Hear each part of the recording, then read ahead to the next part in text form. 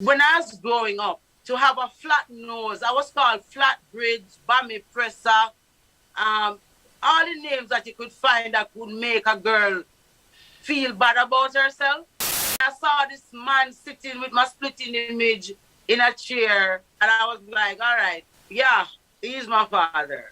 I've been through all the levels of violation. I've been through some very dark and dirty experiences. Even artist Kshema shy away from associated with Queen Ifrica. I told me not have the kind of money make a mostly talking me have to do, girl. This lioness continues to rise. She's a daughter of ska legend. She's outspoken. Queen Ifrica is the voice of the people. Queen, welcome to Road to Success, the journey, and thank you so much for taking us on your journey. Hey, beautiful. Good to be here. Look at you glowing as usual. Queen, look, before the interview ends, we really have to find out your secret. We know that you eat healthy and we know that you work out, but we want the real secret in addition to because you stay flawless, man. Very much.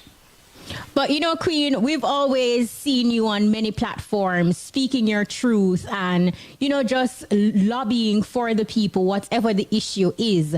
But we want to get to know Queen Ifrica today. So, you know, what was it like for Ventrice Morgan growing up in between St. Mary and Montego Bay?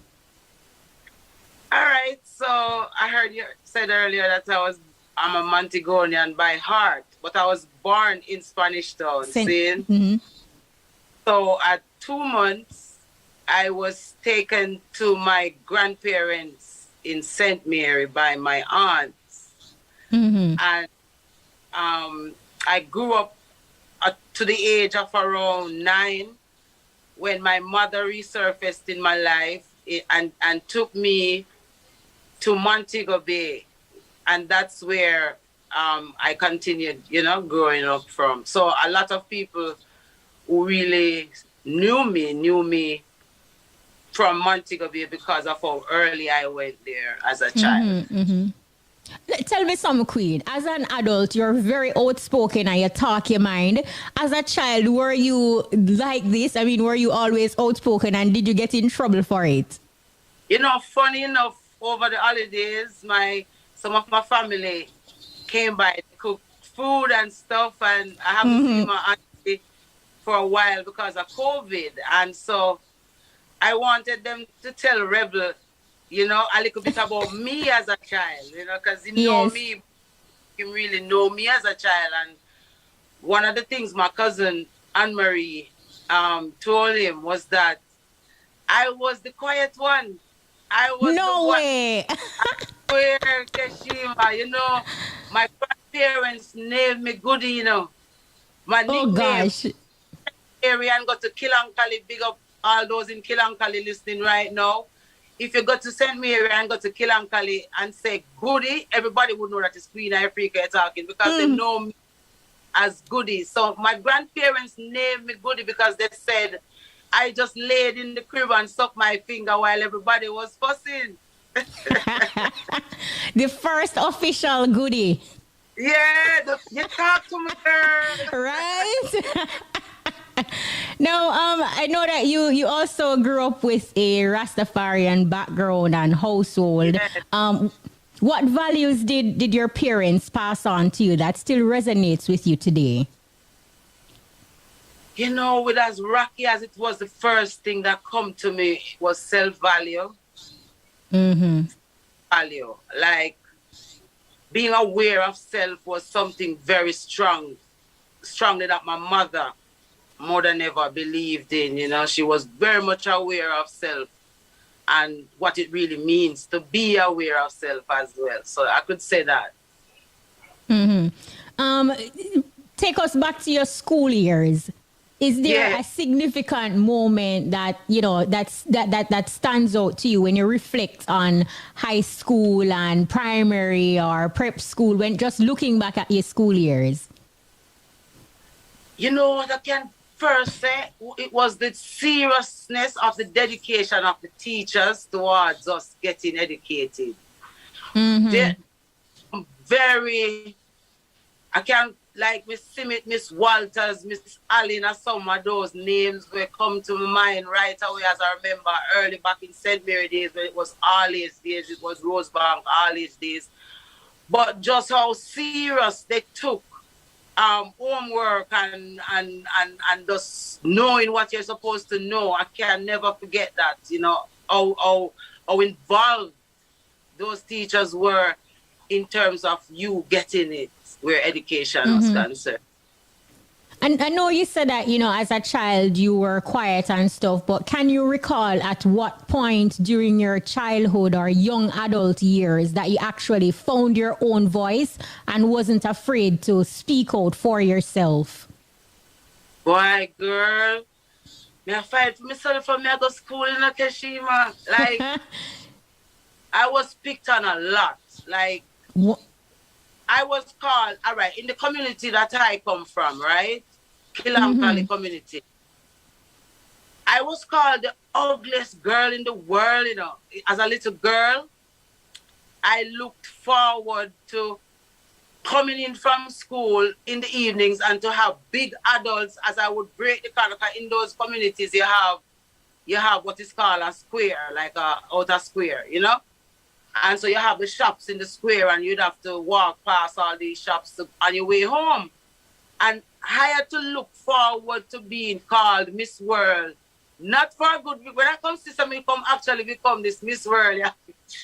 I was like, okay, he was predicting, but not the right thing. Because when I was growing up, to have a flat nose, I was called Flat Bridge, Bammy Presser, all the names that you could find that could make a girl feel bad about herself, I was called those names by family members, community members, and in school.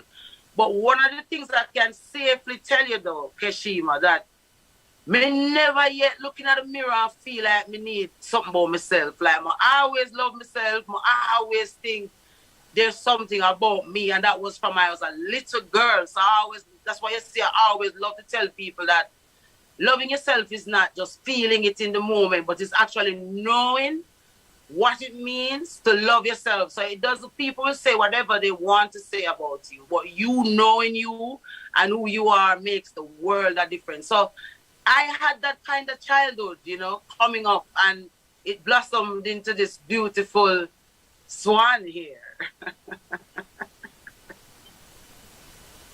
Oh, I'm not hearing you, Kshema. I'm sorry.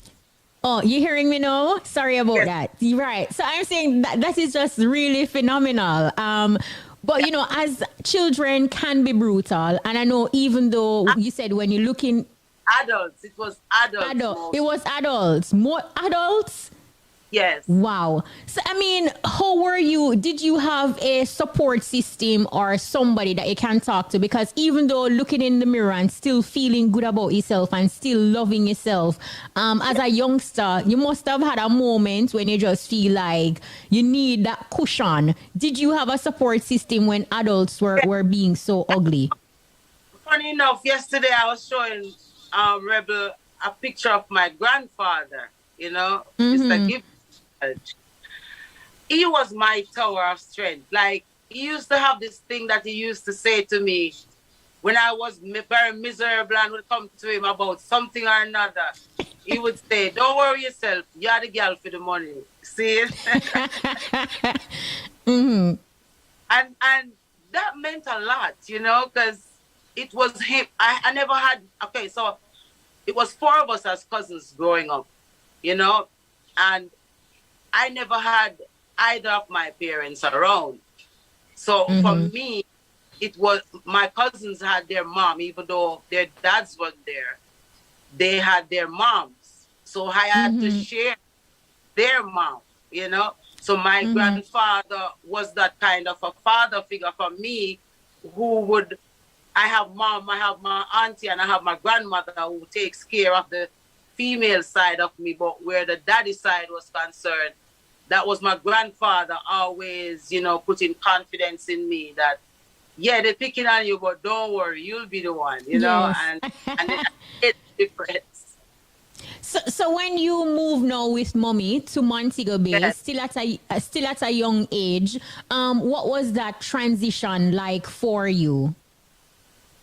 It was very confusing, Mm-hmm. because I really didn't know my mother, and it was the first time that I was knowing her.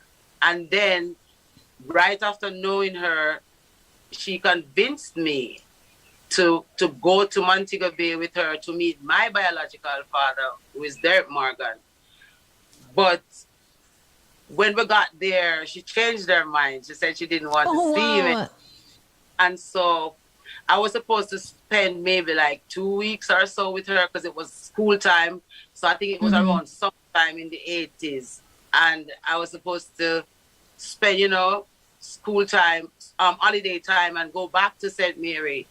But then she decided that I had to stay with her. And so I ended up, living with her. So it was a, an intentional idea for Mm-hmm. me to her. I went to spend the holiday basically and ended up living with her. And so I just grew up around her from there. What did it do to you when you're probably building up your confidence to meet your dad, and in the 80s, of course, your superstar father, Yeah. and when your mommy changed her mind, what did that disappointment do to you in that moment? I can say those were very confusing years for me, Mm-hmm. because I think every girl wants their dad in their life at some Mm-hmm. point. And I never True. even begin to experience what it felt like to have a dad, as sharing people's fathers and grandfathers and stuff. Mm-hmm. I never had that kind of a biological connection. So that was missing in a great sense. And Mm-hmm. it make a girl, it's a big void. And if you notice with a lot of us as women who don't have the father something there, we kind of Mm-hmm. spiral into a lot of different directions than girls who have their dads around, just to No, put it short. absolutely. No, at what point during your early years were you able to meet your dad, and what was that conversation like with you? I'm sure you probably have a whole heap of questions. Oh boy, I tell you. So I met him at a stage show for the first time. No Ironically. way. Wow. The first time I'm seeing this man is at a stage show in Montego Bay that my mother was supposed to accompany me to. And then she decided that she didn't want to see him. She wasn't going anymore. And I was like, what the heck? I'm going. I Mm-hmm. decided that I am going to see this man that from I was a child, everybody's saying that, they're man, your father, you look like him. So, I wanted to see this man. And Mm-hmm. so I went to the show myself the night and told the people at the gate that I come to see Derek Morgan. Mm-hmm. They let you in? No, they sent somebody to tell him at the backstage because he was on the show. Mm-hmm. And they sent somebody to tell him in the backstage. And him send a next man, when named Derek like himself, to come because all of these people knew about me. Yes. All years, I know that my mother was around him trying to get the bus and so. Right. And so they took me to him and I saw this man sitting with my splitting image in a chair, looking down, well dressed to the bone, like so dressed. And I was like, all right, yeah, he's my father, and I said hi to him and he said hi to me. And, I went to his hotel room Mm-hmm. after the show, and he basically told me that my mother hid me from him and he couldn't make Mm-hmm. his wife know about me. The typical stories a Jamaican man tell when Yeah. they on the road, that kind of something. So I was Mm-hmm. a victim. I'm so sympathetic towards children who born in situations like that because it's not your Mm-hmm. fault. you shouldn't end up without your father because he was married and had many kids when he impregnated your mother, and a lot of it comes from generation to generation, and we become. So I was just one of those kids who happened to have a celebrity father, but don't enjoy it. You know what I mean? But yeah. Queen, how old were you when you met him, and were you able to process the information that you're getting and put the pieces together? Because here it is, you've been yearning for your dad, didn't have that, have to just work with the situation, and then finally at a stage show. Maybe around 22, so I was that. I'm having Maru already. So how old were you when you realized that you can really sing and you have this talent and you want to become an entertainer? Who planted that dream in your heart, and how old were you when you realized? So when I realized that I could sing was when in St. Mary, when you start to sweep up the yard. It was sweep up the yard days, right? Yes. So when we used to sweep the yard now, back in those days, I think it was Dolly Partner and this guy that did a song called Fine Tooth Comb. Baby, when I met you, there was peace on earth. I set out to get you with a fine tooth comb as I walk inside. There was something. So I remember that as my song as a little girl. I was sweeping the yard and singing it very loudly, and I could hear myself and could say to myself, I sounded good, but I could also hear my adults around me saying, "Come here!" Yeah. So I had no time to think whether or not there was something there. I just knew I loved singing as a little girl. I was always singing, not on any choir or anything. I just loved to sing. But then after going to Montego Bay and going around Rasta and the Rasta banquets and stuff like that, my friends started to hear me chant in the tabernacle and they started to think that there's a little bit more there than chanting. And so when we have the banquets and stuff, I'd go on stage and everybody would be like, there's something there. So I was really mostly encouraged, to do it. And I think the inspiration was already in my heart, but it was pushed by people around me along the way. Wow. Now, by 1995, you entered a local talent contest in Montego Bay. Take us back to this defining moment on your musical journey.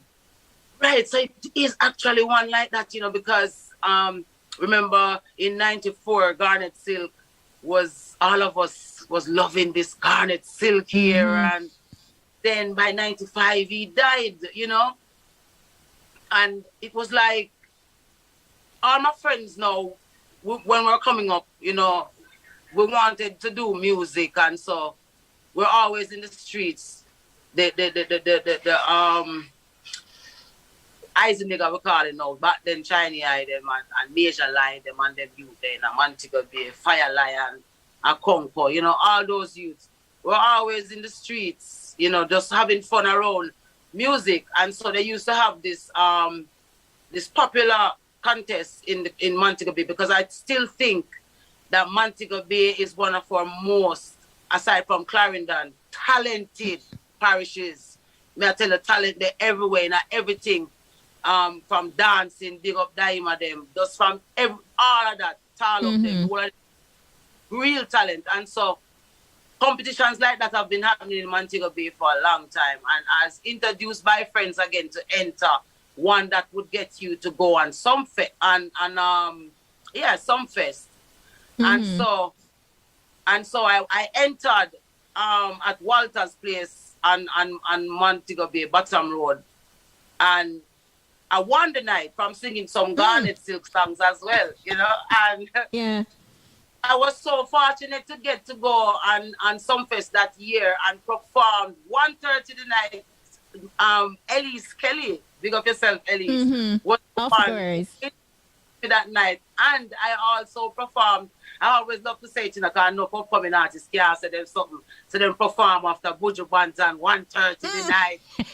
That's what happened for real, It's a big deal. It's a big deal. It's a big deal, and I sang a song that I actually wrote the night Garnet Silk died, not knowing that I had such a great talent in writing. I was just really feeling bad, and that song came out of me, and I sang it on the show, and it was very well received. It was the biggest crowd I've ever seen in my life.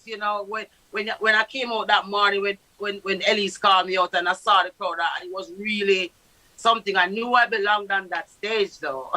No, after that electrifying moment, Queen Ifrica, and you go back into your space, and the stage lights are off now.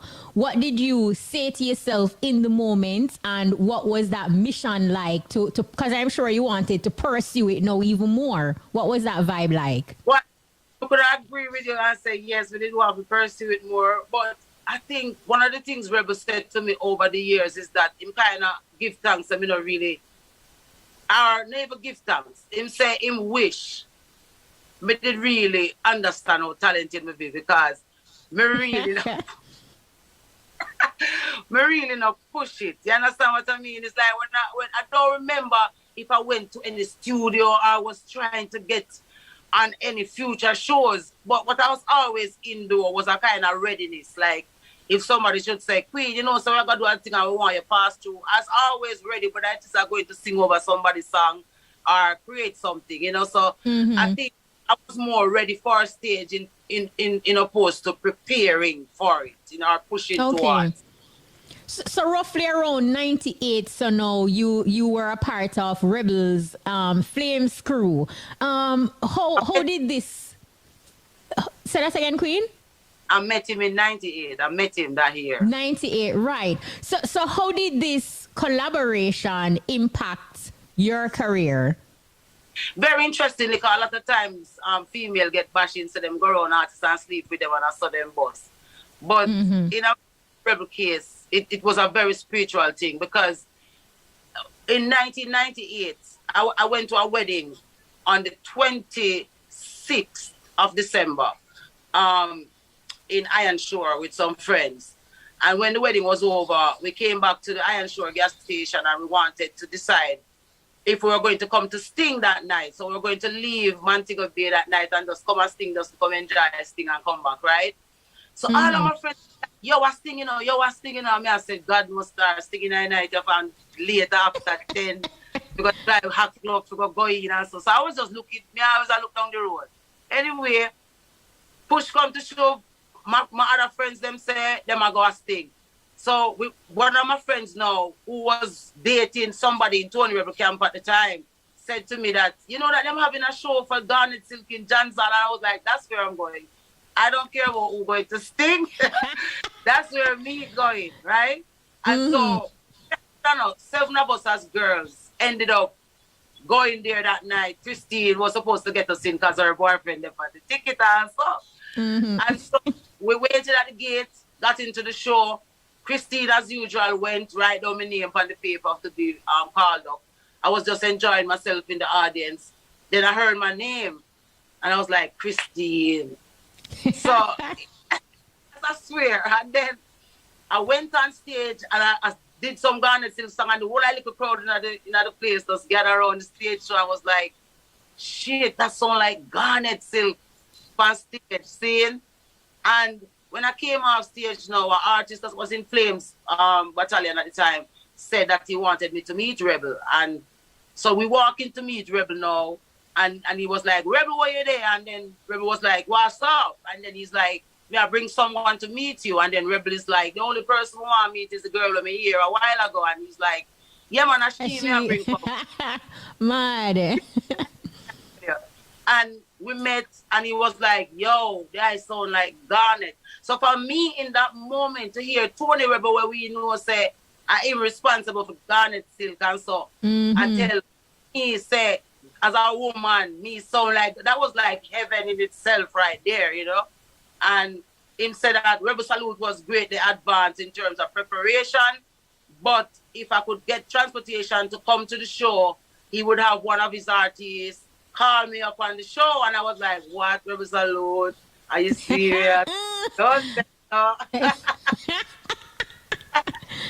I came, and that's how I performed on Rebel Salute for the first time in Mandeville, you know, and it was magic. And the rest is history. Here I am still, you know, with this brethren and being so grateful to him to, you know, in terms of how he has helped to show me this business of music.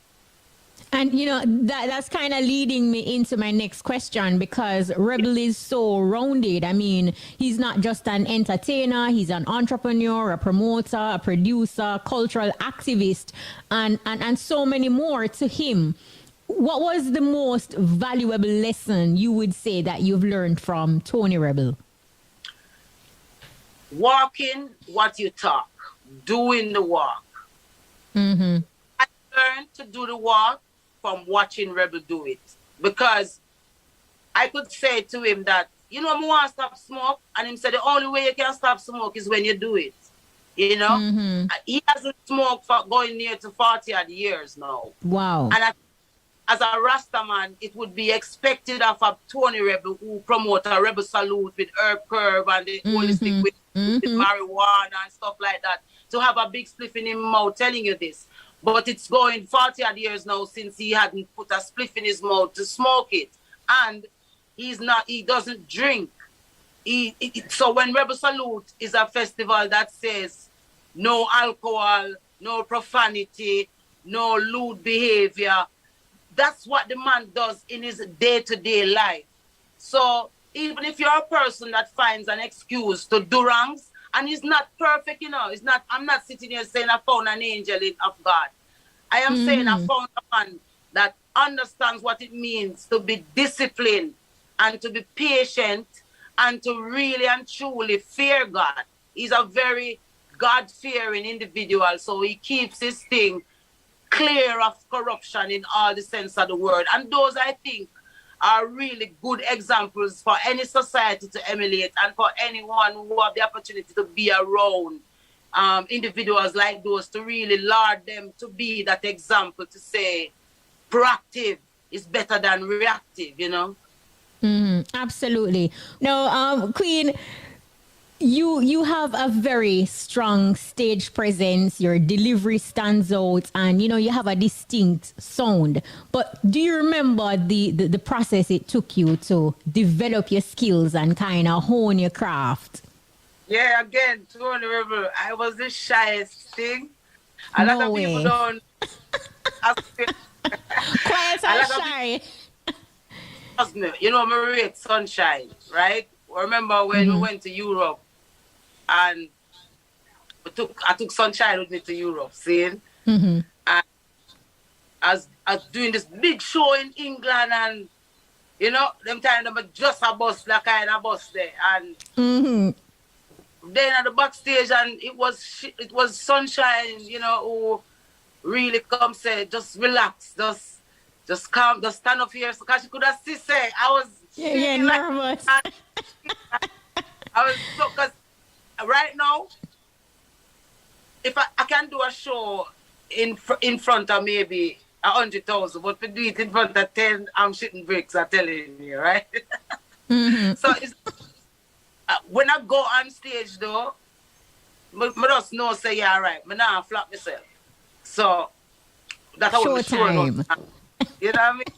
So I gain my composure. But actually, I think every artist can tell you, say, just before you go on stage, them butterfly them, man, the normal them real. Wow. But you know, Daddy released in 2010. You're one. I'm saying, wow. I know, right? It's been many moons, but you're always one to talk about some serious issues, and you find a way how to put it in song, and you know you teach, you bring awareness to enough issues that a lot of persons are conveniently silent about. But you have said before that this song angered some of your fellow entertainers. Were you appalled by their reaction, and how did you deal with the situation to know that something, so disgusting is happening, and you're using your platform and your forum to raise awareness, and your co-workers, your fellow entertainers, some are angered by this issue? I mean, pick up an answer is a whole heap of different, and even though all of them look the same, is a whole heap of different ants run out of it, and then all of them buy it either. You understand? Is the one who panic the most about this, who's digging up my ants nest kind of thing. So me just look on it like that to say, if you're offended so much, and you're not offended from the point of view of the mass, in terms of the majority is in support of the idea of calling out these predators and their predatory behavior. So if we are musicians who are supposed to like be the gatekeepers for people, like it doesn't matter, it doesn't mean that we don't have our own personal experiences, or maybe might even be a predator myself too, but at the same time I want to do the right thing by saying it is not good to be a predator. I am one, So if I'm going to do a song like that, and you are going to be so offended by it to say, why would you want to do that right now when people trying to forget about what they did? It doesn't matter. You can forget, it can become a memory. It doesn't mean that it didn't happen. So you have to just accept that it did. If you accept that it did and accept the role that you play in it, then you wouldn't have to feel so bad if you hear somebody talk about it. And so disconnect was from there. So to say, well, you're not necessarily remorseful, you're more afraid if you're worried about a song like this. Queen, can I tell you something? Whenever an issue arises, it doesn't matter what it is. I personally await your perspective, whether it is through the music or a statement, because I'm sure you're going to bring the fire and you're going to talk your truth. Yeah. But have you ever thought of representing the people in an official capacity? Boy, they would have to go make one new House of Parliament. They would have to go make one. Because you come like, no matter what your intentions are, as soon as you move towards the formalizing of you now having that power to exercise these ideas and to bring them to realities, that's when the veil royal step in. It's like everybody that goes veil royal become veiled, and you can't believe that these are the same people who you saw with this kind of potential, like in Floyd Green. I've always over the years saw that this youth had the potential as a politician to do a little bit more than the eloquent talking and really to do some action. I'm disappointed to see the Prime Minister use him to promote NIDS, because aside from we need to have a national ID and all of these things, NIDS is questionable. And while everybody went silent on it, it is still questionable. So you're going to use a Floyd Green because of his eloquence and the fact that he can speak so connectively with the people just to promote NIDS. So this is what we're saying, use these things for what they are supposed to be used for. No, Queen, as always, I've been saying it from the interview start that you're very outspoken. You're not afraid to share your moral beliefs, likes and dislikes. Have you ever said or done anything that caused a corporate sponsor or an event promoter to say, pull the plug on a Queen Ifrica, and how did you deal with that situation? All right, so Grand Gala, everything started with me and plug pulling. Since I decided to go to the Grand Gala and speak on the legalization of marijuana and whether or not homosexuality is or whether or not Jamaica is as homophobic as everybody's trying to make it out to be. And you could say, in a sense, I sacrificed my career because of what came after. Because every plugging and every non-association with Queen Ifrica came after that. But it was all worth it to stand in the truth of what our culture represents and who we are as a people. Many products shy away even artists, Kshema, shy away from associating with Queen Ifrica because they think that society is going to not want to deal with them because of who they see me as a homophobic or something like that. And it is unfortunate that artists like myself, because I never stand alone in this struggle. I know that there are many, many artists like myself, and I end up come there with one who stand in their, through it all. We see that Tony Rebel keeps a rebel salute and say no alcohol, no profanity, no matter who you are. This is what I'm standing for. And we have seen where the world, because people naturally have that kind of human gratitude towards who they are as human beings towards each other. They love it for that. And I will forever stand in that truth. And I will forever stand in the fact that people, you're not trying to be God or trying to prove that you can do these things and suffer after. But if you are the one choosing to be that example, I am not going to complain, And it was unfortunate that while I did that deliberately, Kshema, it was a deliberate thing I did. I did not. I went to the rehearsal and I told the band not to play Keep It To Yourself because I know that they would censor it. And I had to get that message out because it was in the time when they had introduced these books into our curriculum without the knowledge of our parents, because them say we parents them dunce, And so every artist was busy signing compassionate letters saying that they're not saying anything bad towards it because they choose money over morality. But we never do that, and we now boast about not doing it. We just do it because it is the right thing to do. And so a lot of corporate entities, them not endorse Queen Ifrica because me now shake out every part of me and tell little girl them how to bow down and all of that kind of something. Me, I empower young girls to stand up and love themselves and don't have to be drunkards and prostitutes. So I'm not going to get no praise for that. And it's all right. I'll still continue to tell young ladies that it's okay, even if you get molested, sodomized, whatever it is that happened to you in your life, you can rise above it and become whoever and whatever you want to be in life. You don't have to end up becoming a go-go or combo boss. Not to say that combo boss is doing that because she went through that, but just for example of what combo boss is seeing. And young girls in the inner city, if you know, say, you're not just bow down for men and be there whenever time they're ready to have sex because them know, say, they get gang or something bad did happen to you, but no, say, you can't come be a Kshema Francis, you can't come be a Queen Ifrica, you can't come be any one of these females that just say who have become something of themselves. You also can do that, regardless of what you've been through. So I will always stand on that side until then, And it's interesting that you brought the conversation there because, you have also spoken of, your struggles and how were you able to find the strength to turn trauma into resilience?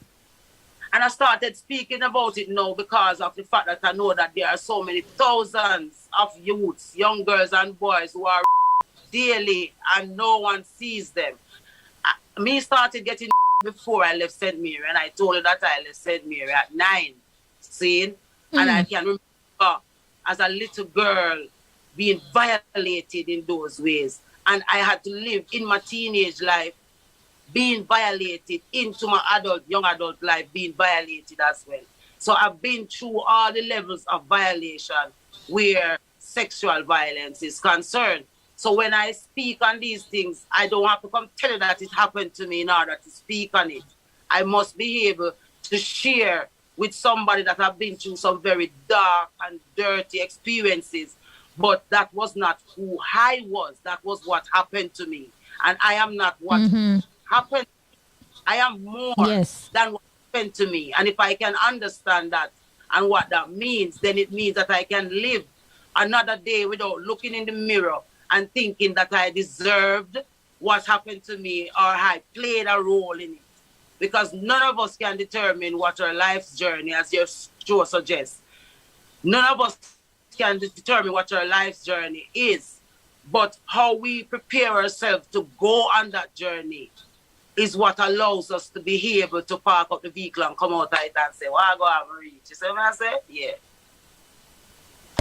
As the phoenix rises from the fire. No, Predator's Paradise, this song that I just played at a very crucial and fitting time. And the song is coming at a time in Jamaica when people need to hear it. The visuals are also very riveting that accompany the voice. What do you want Jamaicans to understand from this riveting art of truth that you have created for us about a very real situation that continues to plague the island? So Jamaica itself, the place, the people, is a paradise, heavenly people. So we are people of God. Jamaicans are really, truly people of God. But then there's another paradise here. A predator's paradise, Kshema. And this paradise has been existing since the arrival of our colonizers on this island. That disrupting of our tranquil, and nothing has been done. The only thing that has been done towards it since 284 years was the Prime Minister going in a fit and saying that there's no sovereign Maroons here. So even if the sovereignty of the Maroons are questionable based on the deal they signed with the British, and a lot of it was under pressure, it does not take away from the legacy that this treaty represents, which leads us to not understanding why there's an observation, there's a big section of our society that is observing another section kill itself. And it seems like this section of society will be happy for it because they'll have full control of the place. The rebelliousness, the unruliness as to which they attach it to will be gone. The next set of youths coming, singing the same type of songs that is promoting this division. I will kill you by later if you violate my mother this morning. And there's no one there in the middle now to say, come on, guys, this is not the legacy that our forefathers and our foremothers were fighting for. They were fighting for that peace that we're used to, that oneness, that togetherness, that sense of Meliko Matalawa, that national pride, the patriotism. That is what our ancestors were fighting for. And so with the lack of that in our society and a deliberateness to push that away, we are now seeing the fruits of that. And no one is accepting that it is that legacy that has led us to this predator's paradise that we are now seeing, in opposed to the paradise that Miss Lou and Bob Marley and all these greats, Marcus Garvey's, that were from here, that were used to the world. We can do it for ourselves, but there's an element there that is pushing against that in the hardest way. So it's now in the hands of every single Jamaican to understand that you are distracted from your truth in this time, and you need to come back to it and really look into yourself as a people and see if the way that we are behaving now is really conducive to the future that we really say we want for our youths, Wow.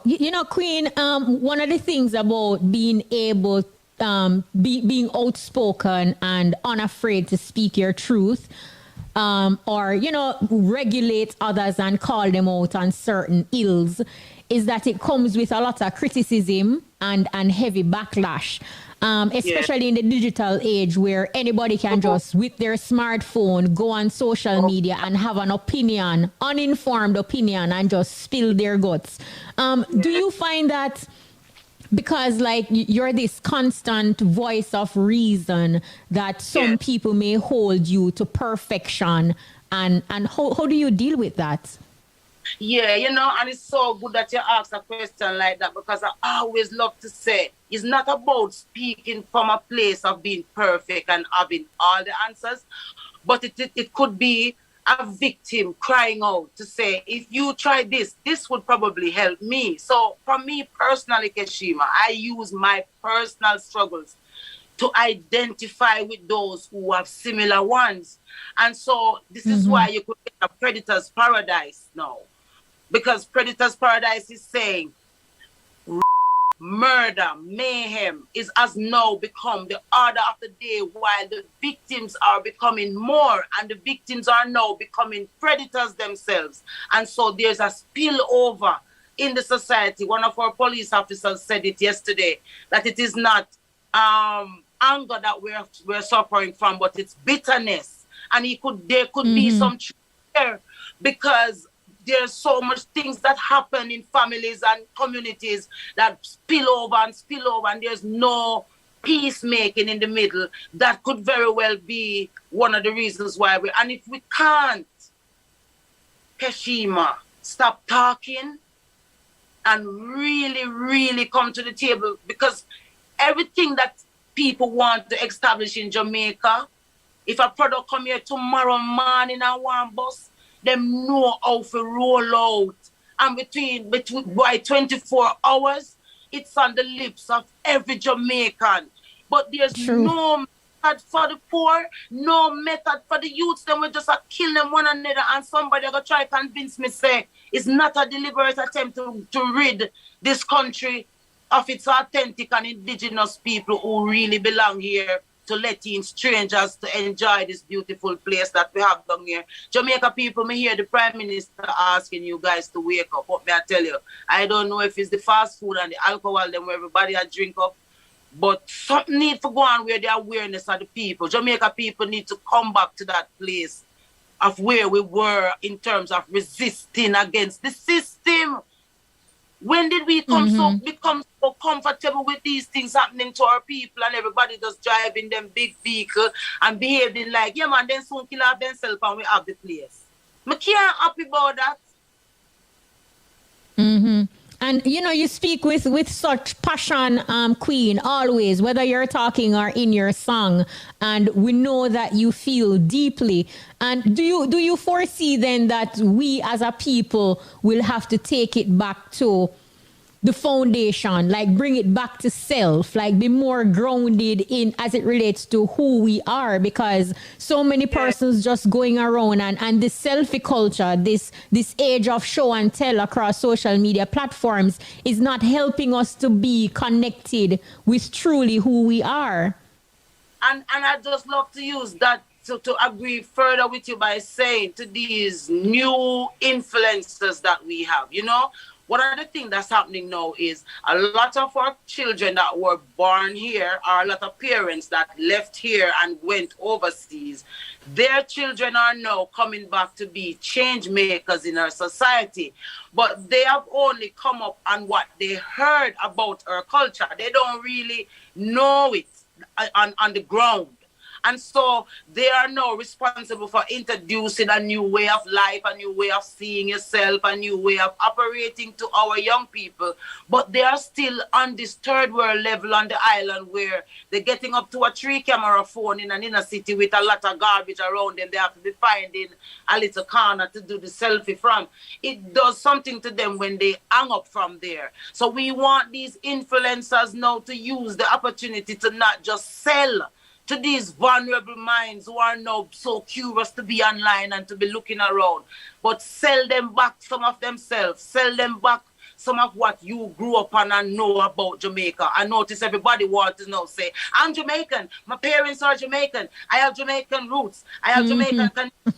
But nobody wants to use that Jamaican connection to associate with what's happening over where the vibes come from. We are in the inner city and the rural communities where the real people are. So we're saying, do back for them as much as they have done for you to make you so proud to call yourself Jamaican. Because this is not who we are as a people. And somebody contributed to this mayhem. And so therefore, to be open and to be honest and to be willing enough to say, yes, we all erred in how this happened. Let's come together now for the sake of this future, this 2030 vision. How much here did Kshema do? No, as you mentioned, this togetherness. What is preventing, Queen, you think, some of our major entertainers, from getting together and lead by example? Because we can't dispute the pull or entertainers have and how they can influence the world. Kshema, me not gonna lie. Me earth as an artist, for know say we have when it comes to entertainers at Jamaica have the most, you know. And when it comes to entertainers with influence, when you call one name and check the kind of influence that the one person have around the world, you know, Kshema from Jamaica, you know. And me just want to say to Bounty Killer, seeing Bounty Killer, you're responsible for letting one whole heap of acted artists in the industry, my lord. You're depend on a big mantle, you're depend on a big chair, but examine that chair, the babes. And this is not being a reggae mother, nor no dancehall mother. Kshema asked the question and me I keep it. Do a song that tells the youth them we are kill them one another because of them see them wanna listen to Joshua Intense and Massacre and all of the name you call them. You as the ground god, seeing, to tell them to reason it out more. Seeing, tell them to reason it out more. Them listen to the eye them. I mean, I have to call you out because you are the ground god, Bounty Killer. Are you responsible for all? Addy. You understand what I say? Beanie man. Do better than that. You are the girls them sugar. Come tell the girls them say them body is worth a little bit more than for skin out and fling out and dash out and draw them banana up on the ground. Seeing Spice. You are the black goddess where them a try squeeze out and I want to give you run. Come show them say as a ghetto girl you not only have to skin out and dig out and ray out, but really and truly do it on a big platform. Use the big corporate entities where endorse you guys and tell them so you want a little bit more than just to be popular. Shensia, you just arrived with the newest and the freshest of them for ride on the scene. Don't just ride on to come talk about gagging and who can do a better and who show them say you are really an intellectual for true and as much as anybody else around the world can do what them do and still be larded. You guys as well. This is what influence us. This is our music is what influence us. If they give us the platform, they see what we use music to do. Because we don't want it for ourselves alone. We really want to see Jamaica be the place where we can be. This paradise we have we think together. Give you a chance to do it. And the greatest of influencers, if these big products are endorsing our artists and are using them to push their products, is because of the popularity that they have. Use it to help a little bit more in the inner city communities where it matters, in the scheme them, in the rural communities. And don't tell me, say, it just depends on your conscience, Andrew. Your honor, your lord, whatever the title is. Don't tell me, say, just your conscience, it depends. When you have the power to do so much and I do so much with the power where you have, you're going to watch Jamaican people are kill off themselves in a them relationship and in a them inner city community and go on like you can't do nothing. You don't want the people them to kill out themselves for true. Stop it. Queen Ifrica. Now, Queen, your foundation, the Queen Ifrica Foundation. Yeah. How do you determine which charities to support or align your brand with, and what are some of the main factors that you consider before making a decision? Boy, I love your question, Mr. Babes. So when I start the foundation, I say, I just want to do one particular thing. You know, I want if somebody call upon me for whatever reason, I can do it through my foundation without a boundary. And so I was afforded that opportunity because I have the kind of foundation where I can lend through any medium. So now what I'm looking at is who will help me now to monetize it up and full it up a cash and full it up a way to pull up so that when we start the charities, them real and touchable, and it's not just talking, because actually we not have the kind of money make a mostly talking me have to do, girl. If me did have the kind of money in my person to the things then where we do with the little where we have, Kshema, may I tell you, say, it wouldn't be like this. It wouldn't be like this. May I tell you, actually we not have that type of money there. May I tell you that. You see me? But we have will, and we use our voice in the way it should, and we use it with a sincerity, and we hope, and we sit to say people really say, it's not just talking, we are doing it, but we really know for a fact say these predators that run our society, whoever they are, wherever they find themselves, they are very conscious of the fact that the people are suffering, and it's only the people pushing back in a unity, no agendas. Just one Jamaica standing up once and for all and saying, do it right or don't do it. That is what we need right now. You see me? And I know you're giving us a lot of singles now, but are there plans in the pipeline for a new album or an EP? Musically, what you're working on and what we can anticipate? Yeah, man. You know, I pace myself in a Kshema because you don't know a thing where Rebel always a Garnet still say no matter all the people's choice, they'll be tired to hear your voice. So we place myself in a music. So you're right. I am working on an album, and you know, I'm looking forward to releasing it in the space and just to bring some light. Because as me say, you know, self-development is the greatest asset you can have, and we just want to encourage ones to know that doesn't matter what's happening with you, man. Music and good music and uplifting music is always a tool of deep inner inspiration. And so we're always happy to be a part of that. And you don't know, it's a relationship, man and woman, forever. So, yeah. you know, love that. Now, as you mentioned, relationship queen, we know that, you know, as an entertainer, yes, with COVID, there's not much touring or anything now. I see through social media spaces that whether it is TikTok, you and Rebel and the children, you're having a good time. How important is it to have a closely knitted circle or even to have a partner that is absolutely supportive and give you that energy and keep you grounded and inspired? Well, girl, it's like a piece of gold in a time when none are there. Because no family not have it together. There's no, I want to see the family will come show me say them have it together. But it's when you have it together in your heart. So even if you fight yesterday and quarrel yesterday, today you can talk about it and can say, you know, we have to go try enough to do that, and the siblings them have to go try to do better by themselves, and that kind of something there.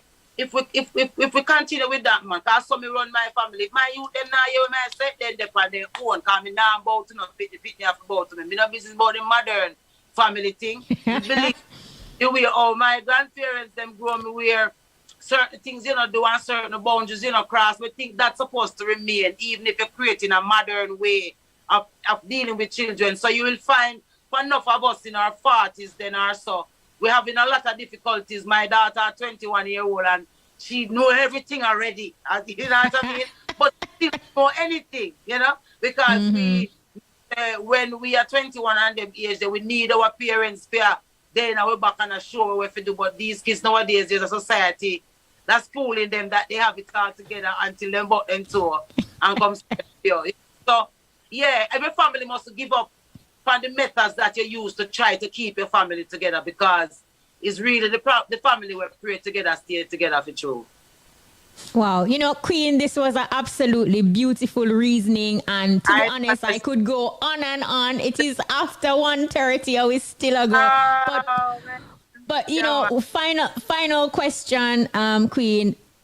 Daily we are faced with, you know, challenges that can derail you from success. What advice would you give to the next generation living in the show and tell era of social media?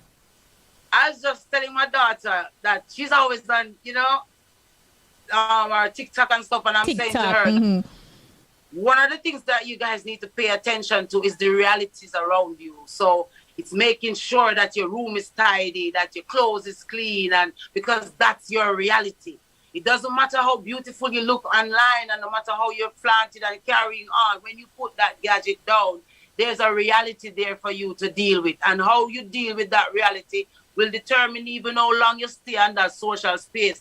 Because if you're not in a good space within you as a person, then you'll probably end up fading off social media because you're going to be too depressed to pick up the phone, and then nobody will see you. Nobody might even can find you to know what's really happening with you. So my thing is keep it real. I came on social media for 1 year straight, you know, just say, I'll see you when I see you, because I saw where algorithms was penetrating people in a very deep and negative way, and they weren't even aware that it was the phone companies that was telling them what to click on and what to do and what. And so their natural thought patterns was being pushed aside. And so when I took a break for a year, I could now look on and understand that it's really a social space. And if you're not aware, you end up becoming virtual in your reality, and you can't afford that. There will always be reality for us to face and deal with, you know. And there is a question on YouTube for you. Kshema, ask Queen Ifrica when she coming back on social media. We miss her. I said when I came off, you know, I said when I came back, I was going to post differently and I was going to take a different approach. So now I'm in the process of getting that together in terms of turning on the page and everything. So quick time. Me soon they back up. Me ready for the dopey them we are gonna come with them teeth long up. But that's not the objective. The objective is to keep the focus of promoting Jamaica as the real paradise. The paradise where America come try to tell people about don't come here. Say your program too short. Anyway, we just want of who we are as a people. Jamaica is heaven and God live here for true. And call it them alone now come enjoy down here while we kill out ourselves and look on from the grave. So Jamaica people, please open your eye and pay attention. Them take our country from where? It's Jamaica land we love, not Jamaica people we love. We need it to be Jamaica people we love. Absolutely, I agree with that. Jamaica people we love. Queen Ifrica, thank you so much. It was indeed a pleasure. Look, we're going to have to just have a part 2 because having a conversation with you is always raw, real, and we love it. Take care on the skin also. So I have to go come back. Yeah, I have to come back to tell me a secret. Thank you so much, Queen Ifrica. Boy, what a journey. Road to success.